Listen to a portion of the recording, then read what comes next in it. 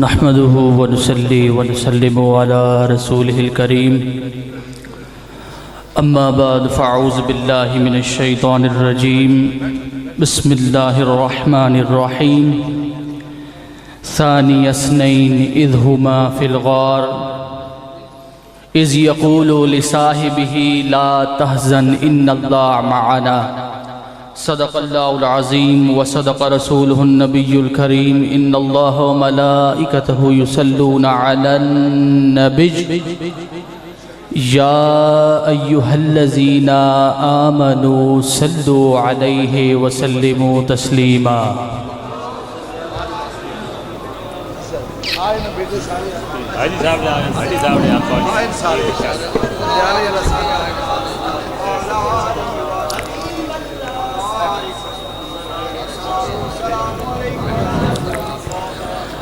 اللہ تبارک و تعالی نے قرآن مجید میں ارشاد فرمایا کہ ثانی اثنین اذ ہما فی الغار اذ یقول لصاحبہ لا تحزن ان اللہ معنا۔ وہ دونوں میں سے دوسرا جب وہ دونوں غار میں تھے، جب وہ اپنے ساتھی سے کہہ رہے تھے کہ تو غم نہ کر، بے شک اللہ ہمارے ساتھ ہے۔ اور شان صدیق اکبر، شان صدیق اکبر پہ قربان میں، شان صدیق اکبر پہ قربان میں، تاجدار صداقت کی کیا بات ہے۔ شان صدیق اکبر پہ قربان میں، تاجدار صداقت کی کیا بات ہے۔ اور جس کو صدیق خود مصطفیٰ نے کہا،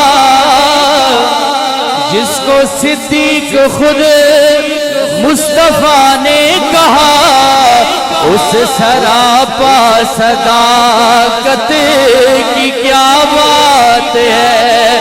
جس کو صدیق خود مصطفیٰ نے کہا، جس کو صدیق خود مصطفیٰ نے کہا، اس سراپا صداقت کی کیا بات ہے۔ جس کو صدیق خود مصطفیٰ نے کہا، اس سراپا صداقت کی کیا بات ہے۔ آپ کی پیدائش جب ہوئی نا، تو آپ کا جو پہلا نام تھا نا وہ عبدالقعبہ تھا۔ پہلا نام کیا تھا سیدنا صدیق اکبر یار غار کا؟ عبدالقعبہ تھا۔ پھر جب آپ نے اسلام قبول کیا نا، پھر حضور نے آپ کا نام رکھا عبداللہ، اور پھر اس کے بعد آپ کو جو لقب تھا وہ عتیق تھا۔ پھر آپ کو حضور نے صدیق کے نام سے بھی پکارا۔ تو اسلام جب آپ نے قبول کر لیا تو پھر اس کے بعد جتنے بھی نام آپ کو ملے وہ حضور علیہ السلام نے عطا کیے۔ اور حدیث شریف میں آتا ہے، حضور علیہ السلام آپ فرماتے ہیں کہ جس شخص نے ایسے شخص کو دیکھنا ہے کہ جسے میں نے جو جہنم کی آگ سے بالکل آزاد ہے، تو اسے چاہیے کہ وہ سیدنا صدیق اکبر یار غار کو دیکھ لے۔ اور عربی زبان میں دو لفظ ہیں، ایک صداقت اور ایک صدیق، ایک صداقت اور ایک صدیق۔ اب صداقت کا مطلب یہ ہے، صداقت اس کو کہتے ہیں کہ جو کوئی واقعہ ہو رہا ہو نا، اگر کوئی واقعہ ہو رہا ہے اور اگر کسی شخص نے دیکھا ہے اور وہ بغیر کسی کمی پیشی کے سنا دے، بغیر کسی کمی پیشی کے سنا دے، اس کو کہتے ہیں صداقت، اس کو کہتے ہیں صداقت۔ اور صدیق اس کو کہتے ہیں کہ جیسا وہ کہہ دے ویسا ہی خدا کر دے، جیسا وہ کہہ دے ویسا ہی خدا کر دے۔ ایک واقعہ آپ لوگوں کو سناتا ہوں کہ حضور کے صحابہ ایک غزوے سے واپس آ رہے تھے، ایک غزوے سے جب واپس آ رہے تھے تو ایک مائی صاحبہ جو تھی وہ کھڑی ہوئی تھی، ایک مائی صاحبہ کھڑی ہوئی تھی۔ تو جب حضور کا قافلہ گزر رہا تھا تو اس نے پہلے قافلے والوں سے پوچھا کہ میرا بیٹا بھی جہاد پر گیا تھا، کیا وہ واپس نہیں آیا؟ تو ان قافلے والوں نے کہا کہ وہ پیچھے آ رہا ہے، وہ پیچھے آ رہا ہے۔ جب ایک قافلہ گزرا پھر دوسرا گزرا، اس نے پھر سوال کیا دوسرے قافلے والوں سے، انہوں نے بھی یہی کہا کہ وہ پیچھے آ رہا ہے۔ تیسرا قافلہ گزرا، چوتھے قافلے میں حضرت سیدنا صدیق اکبر یار غار بھی موجود تھے۔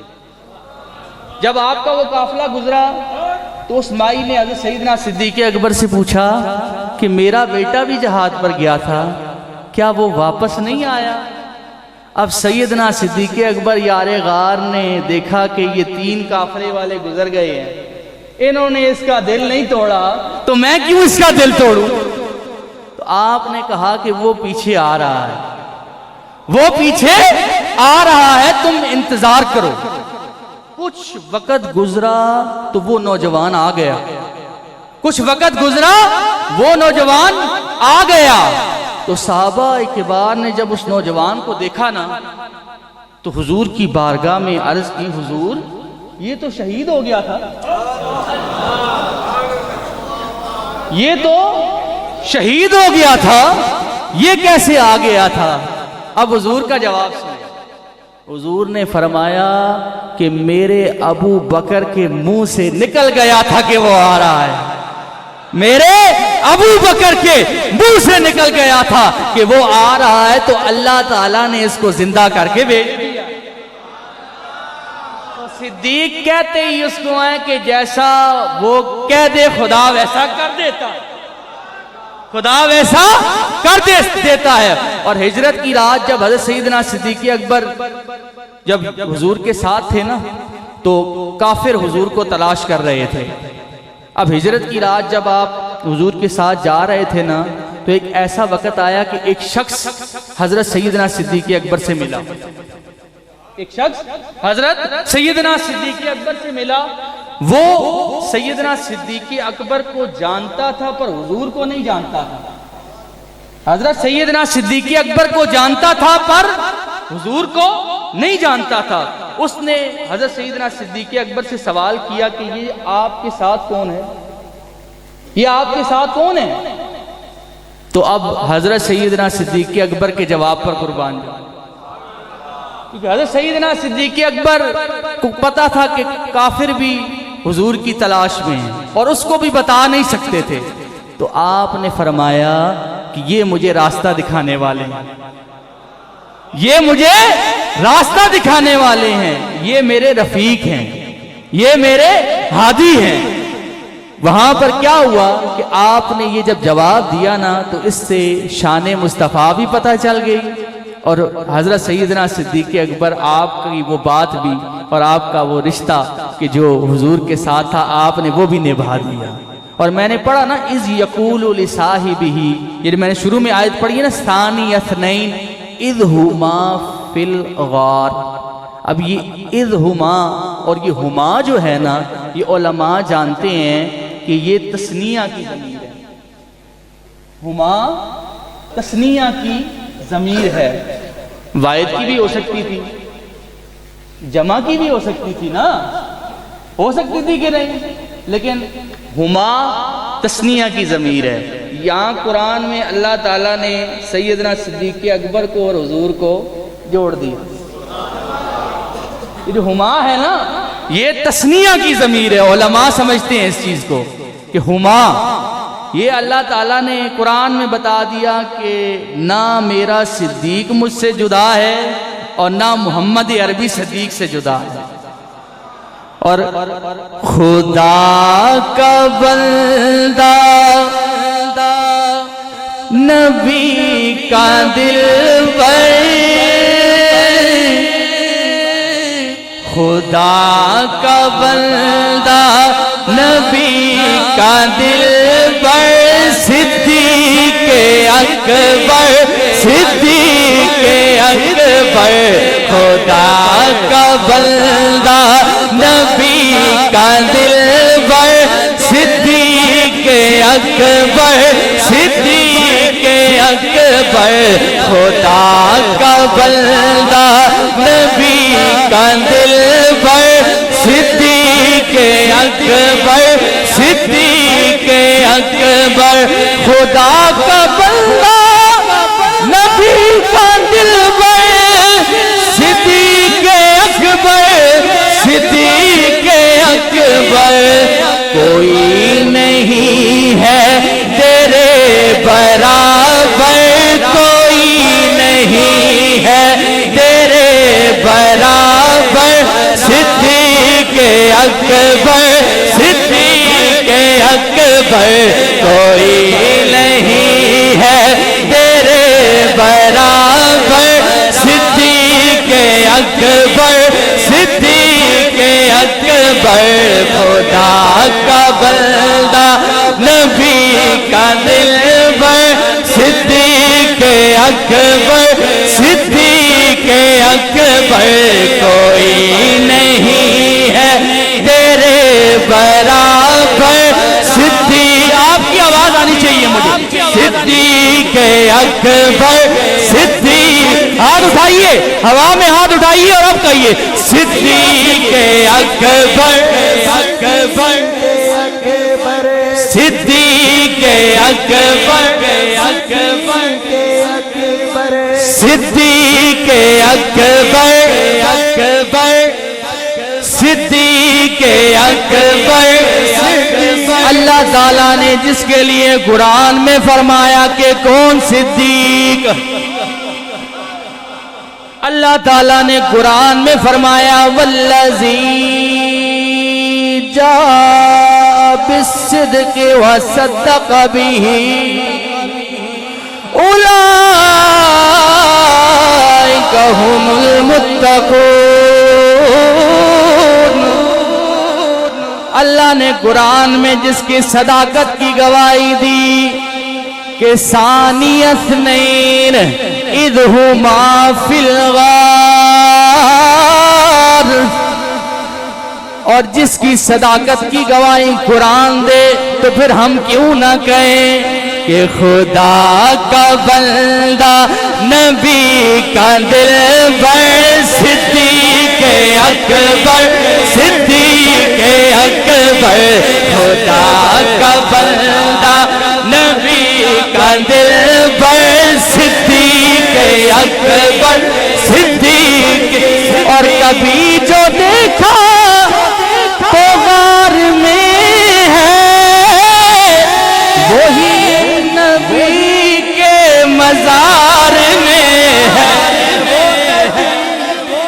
مزار میں ہے، کبھی جو دیکھا تو غار میں ہے، وہی نبی کے مزار میں ہے، مزار بھی ہے منور، مزار بھی ہے منور، صدیق اکبر، صدیق اکبر، خدا کا بندہ نبی کا دلبر، صدیق اکبر، صدیق، اور وہ نقش بندی کا ہے اساسا، وہ دین سارے کا ہے خلاصہ۔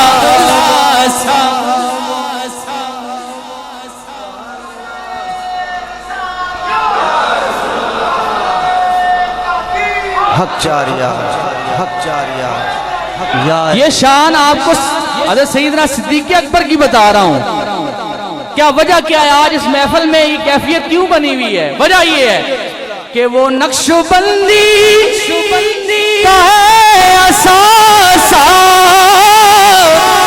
وہ دین سارے کا ہے خلاصہ، نہ کوئی ثانی نہ کوئی ہم سر، صدیق اکبر صدیق اکبر، نہ کوئی ثانی نہ کوئی ہم سر، صدیق اکبر صدیق اکبر، کوئی نہیں ہے تیرے برابر صدیق۔ آپ کی آواز سننا چاہتا ہوں، آپ پڑھیے، کوئی نہیں برابر صدیق اکبر صدیق اکبر، کوئی نہیں ہے تیرے برابر صدیق اکبر صدیق اکبر، اور جب بھی مشکل میں دین آئے، تیرے عمل سے یقین،